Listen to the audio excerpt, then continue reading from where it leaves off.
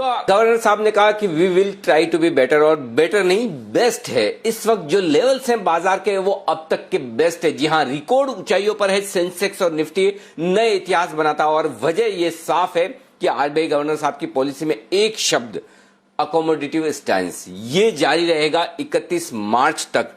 कम से कम इस financial year तक आरबीआई का अकोमोडेटिव स्टैंस रहेगा, यानी कि एक और पॉलिसी आरबीआई की बिना ब्याज दरों में बदलाव के हो सकती है। कम से कम ब्याज दरें बढ़ेंगी नहीं, ये गवर्नर साहब की तरफ से जो भरोसा आया वो बाजार में जोश बढ़ता हुआ नजर आ रहा है। बैंक निफ्टी 30,000 के बेहद करीब पहुंचता हुआ, फ्यूचर्स में 30,000 को पार करता हुआ, निफ्टी 13,248 का नया रिकॉर्ड बना चुका है। सेंसेक्स ने इतिहास में पहली बार 45,000 का लक्ष्य देखा है। तो यह है कमाल इस वक्त, और बाजारों के इतने जूमने और इतने मजबूत होने की वजह इस पॉलिसी के बाद के रिएक्शन। हमारे सारे एक्सपर्ट्स हमारे साथ हैं। आज आशु मदान साहब, शुरुआत आप कीजिए, क्यों बाजार इतना खुश है इस पॉलिसी से? अनिल जी, पॉलिसी से खुश अगर नहीं भी है, बाजार वैसे ही बहुत खुश है। तो पॉलिसी का इम्पैक्ट तो अनिल जी थोड़ा सा हेल्प किया है कि कुछ नेगेटिव नहीं है। नेगेटिव आ भी नहीं सकता था अनिल जी, और बहुत ज्यादा पॉजिटिव भी नहीं था। एक तो आरबीआई पॉलिसी का अनिल जी रेलेवेंस मार्केट्स पे वैसे ही बहुत कम होता जा रहा है। दूसरा, इस तरह की जो मार्केट है जिसमें इतना मोमेंटम बना हुआ है, पॉलिसी और नो पॉलिसी में बहुत ज्यादा कुछ डिफरेंस नहीं होने वाला था, और ऐसा कुछ नेगेटिव नहीं है। वो जो अकोमोडेटिव स्टैंड है वो सेम का सेम है। यस, अगर वो क्रेडिट ग्रोथ के बारे में कैसे उसको क्रेडिट ग्रोथ को बढ़ा सकते हैं, the fact is there so much of liquidity in the system, उस पर अगर होता कुछ और तो ज्यादा मजा आ जाता। बट अनिल जी बहुत बड़ा रेलिवेंस नहीं है, और मार्केट में जो बुल मोमेंटम बना हुआ है वो बिल्कुल रहेगा। छोटे मोटे डिप्स आएंगे, बिल्कुल डिप पे लेना है, और 1 घंटे के बाद पॉलिसी हम भूल जाएंगे। बिल्कुल, तो अब बाजार का मोमेंटम वही है जो है, वही बरकरार है। आइए, गवर्नर साहब ने जो कुछ कहा उस पर एक बार राय ली जाए हमारे सभी एक्सपर्ट से। बग्गा साहब, क्या पॉलिसी उम्मीद के मुताबिक मानी जाए, और क्या कुछ अच्छा लगा आपको पॉलिसी में?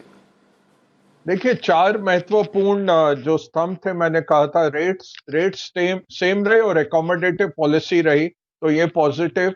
ग्रोथ बहुत तगड़ी इसमें रिवीजन अपवर्ड्स है। और एक अहम बात जो मार्केट एकदम रिएक्ट किया जब ये बोले कि तीसरी तिमाही का भी ग्रोथ 0.1% ग्रोथ में आ जाता है, जो कि -5 से -6% की पहले एस्टिमेट था, वो पॉजिटिव आ गया इस तिमाही का।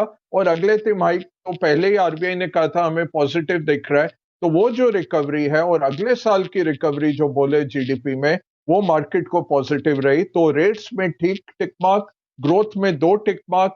इन्फ्लेशन बढ़ी हुई है, उन्होंने सप्लाई साइड पे काफी महत्वपूर्ण बातें कही कि सप्लाई साइड के बॉटलनेक है, इनडायरेक्ट टैक्सेस हैं। अब देखिए, तेल की कीमतें बढ़ाई जा रही हैं कंटिन्यूअसली अनिल जी। $110 के तेल पे हम बैठे हैं, जब $48 का इनपुट है इकोनॉमी के अंदर, क्योंकि सरकार के पास टैक्स रेवेन्यू नहीं है। उसका इन्फ्लेशन पे इम्पैक्ट है। मेटल्स की कीमतें बढ़ रही हैं। आपका कॉपर 7 साल के हाईएस्ट लेवल पे है, एल्यूमिनियम 9 साल पे पहुंच गया है। स्टील आप देखिए, लगभग 35% स्टील की कीमतें पिछले 1 साल में बढ़ गई हैं। तो ये सब अभी आएगा आगे चल के इन्फ्लेशन में, बट इनका इन्फ्लेशन का आंकड़ा दिखा रहा है कि अगले साल तक कम हो जाएगी, इन्फ्लेशन टारगेट में आ जाएंगे। तो एक टिक मार्क उसके लिए। लिक्विडिटी के लिए 0 मार्क्स। लिक्विडिटी पे उन्होंने अच्छी बात नहीं कुछ इसको जो यील्ड कर्व स्टीपन हो रहा है उसको कंट्रोल करने के लिए हमें कुछ दिखा नहीं। होपफुली आरबीआई कुछ करेगा। 5वां जो रेगुलेटरी मेजर्स हैं वो काफी कॉम्प्लेक्स थे, जो यूजुअल बातें चलती हैं, 1-2 कोट किए गए। और जो ये कॉर्पोरेट बॉन्ड मार्केट बनाने की बातें हैं, वहां देखिए चाइना $4 ट्रिलियन ले चुका है विदेशी निवेशकों से सिर्फ कॉर्पोरेट बॉन्ड्स में। $15 ट्रिलियन कुल चाइनीज मार्केट में लगे हुए हैं।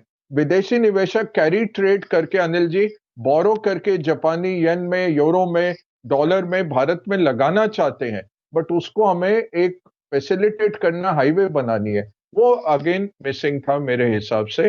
सो overall as per expectation GDP number अच्छा था, मार्केट इसलिए खुश हुआ। इन्फ्लेशन आगे जाके कम होगी, मार्केट ने ठीक है पचा लिया। और एकोमोडेटिव, जैसे आपने भी कहा, एकोमोडेटिव स्टैंस जारी रहेगा अगले साल तक, वो पॉजिटिव है। इस साल इस फाइनेंशियल ईयर में कोई रेट कट नहीं आने वाला, ये अब लगभग तय हो गया। कि इस बार कोई रेट कट नहीं आएगा, लेकिन क्या कुछ करने की जरूरत थी लिक्विडिटी मैनेजमेंट के लिहाज से जो मिसिंग लग रहा है बग्गा साहब को? चौधरी साहब, प्रदीप चौधरी साहब, आपकी राय लेना चाहता हूं, क्या कुछ